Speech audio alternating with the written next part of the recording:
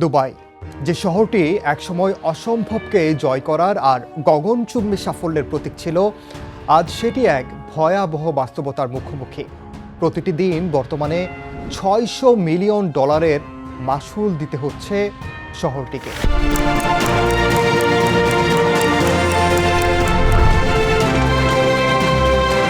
Iconic ল্যান্ডমার্কগুলো ধুঁকছে আর বিমানবন্দর জনশূন্য হয়ে পড়েছে।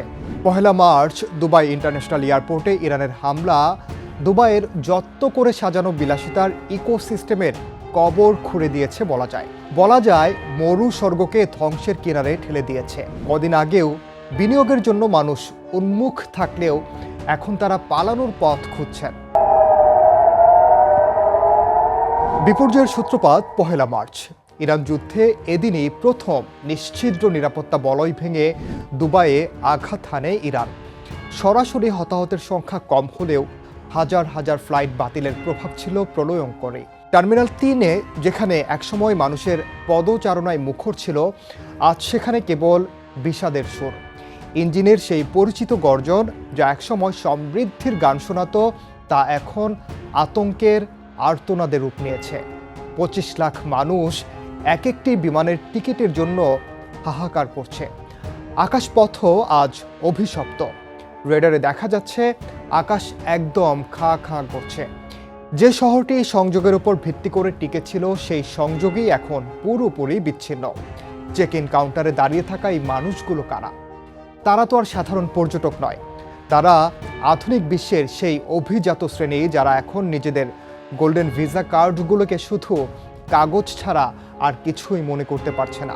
গোল্ডেন ভিসা, যা একসময় আভিজাত্যের তকমা ছিল, আজ তা কেবল দুঃস্বপ্ন থেকে নিষ্কৃতির একটি পাস মাত্র। লন্ডন বা নিউ ইয়র্কের একটি টিকিটের জন্য মানুষ এখন 5 গুণ বেশি দাম দিতেও দ্বিধা করছে না। আজ লন্ডনের একটি সিট পাওয়ার জন্য তারা তাদের সারা জীবনের জমানো সম্পদ বিসর্জন দিতেও প্রস্তুত আছে। শহরের বাইরের পার্কিং লটের দৃশ্য আরও করুন। ডজন ডজন ফেরারি, ল্যাম্বরগিনি আর রোলস রয়েস ধুলোয় ঢাকা। চাবিগুলো ভেতরেই পড়ে আছে, কিন্তু কোনো চালক নেই, কারণ প্রাণের চেয়ে দামি আর কিছুই নেই। যে দুবাই রাতের বেলা নিয়ন আলোয় স্বপ্নের মতো জ্বলত, আজ সেই দুবাই মেরিনাতে নেমে এসেছে এক ভুতুরে নীরবতা। পাম জুমেরার বিলাসবহুল ভিলাগুলো আজ ড্রোন হামলার ভয়ে কাঁপছে। বিশ্বের 8ম আশ্চর্যের এই দ্বীপে মানুষ আসত প্রশান্তির খোঁজে, কিন্তু যখন ড্রোন অবাধে আকাশসীমায় বিচরণ শুরু করে, এই কৃত্রিম দ্বীপটি হয়ে ওঠে পৃথিবীর সবচেয়ে ভঙ্গুর স্থান। মার্চ মাসের রিপোর্ট বলছে এখানকার রিসোর্টগুলো কোটি কোটি ডলারের লোকসান গুনছে। যে আকাশ একসময় আতশবাজিতে রাঙানো হতো, তা আজ আকাশ প্রতিরক্ষা ব্যবস্থার আগুনের শিখায় আতঙ্ক ছড়াচ্ছে। বুর্জ আল আরব, বিলাসবহুল পালের মতো সে স্থাপত্য আজ নিঃসঙ্গ। একটি সাধারণ ড্রোনের ধ্বংসাবশেষ দুবাইয়ের অভেদ্য হওয়ার অহংকারকে ধুলোয় মিশিয়ে দিয়েছে। বিমানবন্দরের হৃদস্পন্দন থমকে যাওয়ার সঙ্গে সঙ্গে দুবাইয়ের অর্থনৈতিক শরীরও নিস্তেজ হয়ে পড়ছে। ডিউটি ফ্রি শপগুলো এখন জনশূন্য।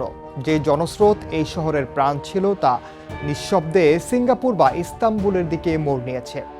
সমুদ্রের বালির উপর নির্মিত এই কনক্রিটের দুর্গ কি তবে ভূরাজনৈতিক ঝড়ের কাছে হার মানছে? বিমানবন্দরের বিশৃঙ্খলা তো কেবল শুরু। সাগরের বুক চিরে জাগিয়ে তোলা কৃত্রিম দ্বীপগুলোতেও এখন লোনা জলের আধিপত্য শুরু হয়েছে।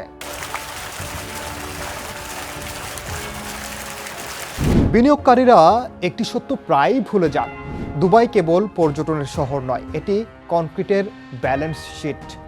2025 নাগাদ 1,54,000 হোটেল রুম তৈরি করা হয়েছিল, এই আশায় যে পর্যটকের ঢল কখনোই থামবে না। কিন্তু চাহিদা যখন শূন্যের কোঠায়, সেই হিসেবের খাতা দ্রুত শুকিয়ে যাচ্ছে। মরুভূমির এই রুক্ষতায় বিশাল কুলিং সিস্টেম চালু রাখার ব্যয় আকাশচুম্বী। পর্যটক থাকুক বা না থাকুক, এই কৃত্রিম শীতলতা বজায় রাখতে বিলিয়ন বিলিয়ন ডলার খরচ হচ্ছে। দুবাই আজ এক অদ্ভুত গোলক ধাঁধায় বন্দী। অতিথি যত কমছে, পরিচালনার খরচ তত বাড়ছে। সংকটের প্রথম কয়েক সপ্তাহে রাজস্ব কমেছে 20%। হোটেলগুলো অভাবনীয় ছাড় দিচ্ছে, কিন্তু নিরাপত্তা আর আস্থার যে অভাব তৈরি হয়েছে, তা কোনো অর্থ দিয়ে কেনা সম্ভব নয়।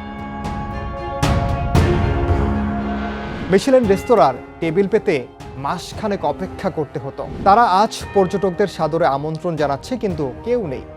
যখন জানালার বাইরে বিধ্বংসী গোলার আলো খেলা করে, তখন কার সাধ্য রাজকীয় নৈশভোজ উপভোগ করার? সংকট শুরুর প্রথম সপ্তাহে ৮০,০০০ বুকিং বাতিল হয়েছে।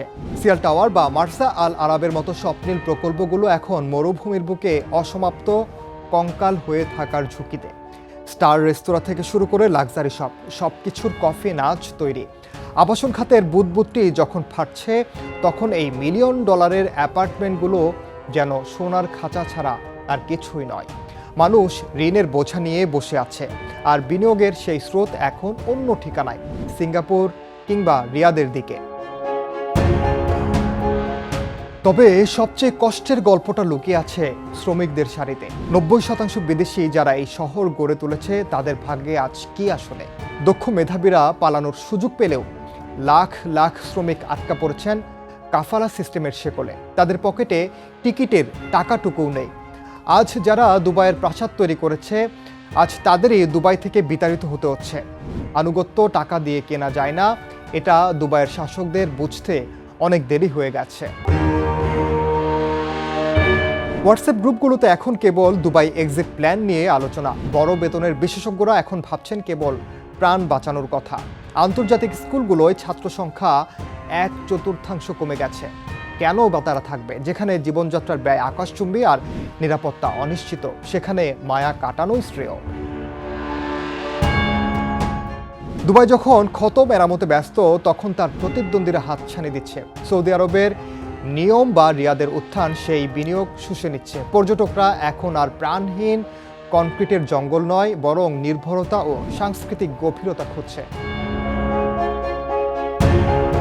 পশ্চিমা বিশ্বের কাছে দুবাই এখন একটি হাই রিস্ক জোন। ট্যাক্স সুবিধার চেয়ে জীবনের নিরাপত্তা বড় হয়ে দাঁড়িয়েছে। দুবাই হয়তো ১-০ মোনাকো হয়ে রয়ে যাবে, যেখানে খেলার মাঠ থাকবে কিন্তু খেলোয়াড় থাকবে না। একটি শহরকে কেবল ট্রানজিট নয়, বরং ঘর করে তুলতে যা লাগে, দুবাই কি তা কোনোদিন অর্জন করতে পেরেছিল? দুবাইয়ের ভবিষ্যৎ নির্ভর করবে তাদের বাস্তববাদিতার উপর। বিশ্লেষকরা এমনটাই বলছেন। মরীচিকার পেছনে ছোটা বাদ দিয়ে তাদের মাটির পৃথিবীতে ফিরতে হবে। টিকে থাকার জন্য হয়তো তারা নিজেকে আমূল বদলে ফেলবে, কিন্তু তার আগে বিশ্বকে দিয়ে গেল এক চরম শিক্ষার পাঠ। সমৃদ্ধি চিরস্থায়ী নয়।